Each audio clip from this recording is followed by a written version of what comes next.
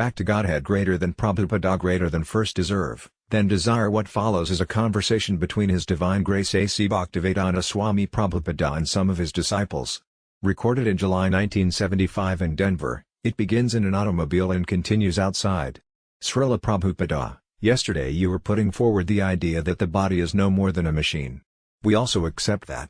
In the Bhagavad Gita it is said, Yantra Rudani, the body is a machine. The word yantra means machine. But at the same time you pointed out that the body is growing. Does a machine such as a car grow? Devotee, does a car grow? Laughs, no, Srila Prabhupada. Srila Prabhupada, but then there is a contradiction. The body is certainly a machine, that is accepted. Krishna also says that, so it is undoubtedly true. The body is just a complicated machine. But at the same time the body grows. So how can it be a machine? Devotee, is the body compared to a machine in the Bhagavad Gita? Srila Prabhupada, no, Krishna says in the Bhagavad Gita that the body is a machine. He doesn't say it is compared to a machine. Actually, it is a machine. Devotee, but then it cannot grow, because a machine doesn't grow. Srila Prabhupada, but it does grow.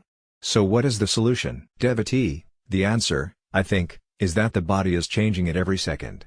Srila Prabhupada, yes. Take, for example, this car we are riding in. It is simply a machine. Now, if I want a bigger car, I have to purchase another car. It is not that this car will grow. Or, suppose you have a big car and it is too costly to maintain. You want a smaller car. So, you cannot contract your sedan and make it into a smaller car.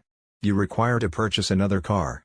Similarly, a child cannot have sex in his child's body. If he wants to enjoy sex, he must have another body, an adult's body. This is such a simple thing, but the rascals cannot understand how nature is supplying us with different machines, different bodies, at every moment. Devotee, I think all of this is beyond the present level of scientific knowledge. Srila Prabhupada, yes, because it is all happening automatically, by the inconceivable energy of Krishna, Parasasaktar Vividhavasruyat Svabhaviki Janana Balakriyasiye. Krishna's potencies are working so wonderfully and so swiftly that you cannot see how things are going on. Concerning how our body is changing at every moment, the example of the movie spool is very appropriate.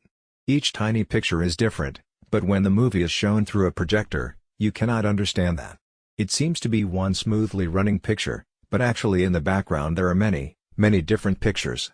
In one picture you will find that the hand is here, in the next picture the hand is there, in the next it is here. But when the pictures are all shown very rapidly, the hand seems to be moving. As soon as you stop the projector, however, the hand becomes fixed in one position. So, if an ordinary cinema picture can create this illusion, how much greater is the illusion created by the subtle workings of nature in the bodily machine? People do not know that at each second they are being supplied a different body. How can the rascals know this? They have no brain, all dull-headed materialistic mudheads, fools. They cannot understand this. But this is the process that is going on. I want a certain thing, a certain kind of body, and nature supplies it. Devotee, but it's true that sometimes we desire a certain kind of body, or let's say a certain ability, like playing music, yet we are never able to do it. Srila Prabhupada, yes. You have to be qualified by your karma to get a certain kind of body. Now, whatever Krishna wants, he can do, but you are not independent like him. You are dependent on nature, and your position is very insignificant. But Krishna can, as soon as he wishes, immediately do anything. This is also mentioned in the Bible. God said, "Let there be creation," and there was creation immediately. But you cannot do that. You may desire something, but nature will supply you according to what you deserve. Devotee, the scientists say that every 7 years the whole body changes, all the molecules are replaced in that time. Srila Prabhupada, not every 7 years. From the medical point of view, the blood corpuscles are changing at every moment. Devotee, they're totally different? Srila Prabhupada, new blood cells are constantly coming into being, and the old ones are being destroyed. So, you cannot say that the bodily machine is growing. That is fallacious. You are actually getting a new machine at every moment.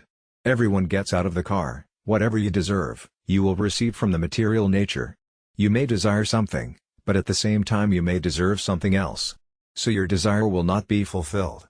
For example, the impersonalist rascals say, "I desire to become God." But that kind of desire will never be fulfilled. So we say, first deserve, then desire. Devotee, it all depends on our qualification, doesn't it? Srila Prabhupada, yes. Your position is very minute. So you can desire up to a certain limit. It is not that you can declare, I will become the complete whole, the universal absolute. That is the defect of the Mayavada, impersonalistic, philosophers. Because we are all spirit, Aham Brahmasmi, and the Supreme is also spirit, Para Brahman, they declare, I am qualitatively one with God, and therefore I am one with Him in every respect. A drop of ocean water contains the same ingredients as the big Pacific Ocean, it is qualitatively one with the ocean. But if a drop of ocean water says, I desire to become the ocean, that is not possible. So, when we understand that we are qualitatively one and quantitatively minute in relation to the Supreme, that is our perfection.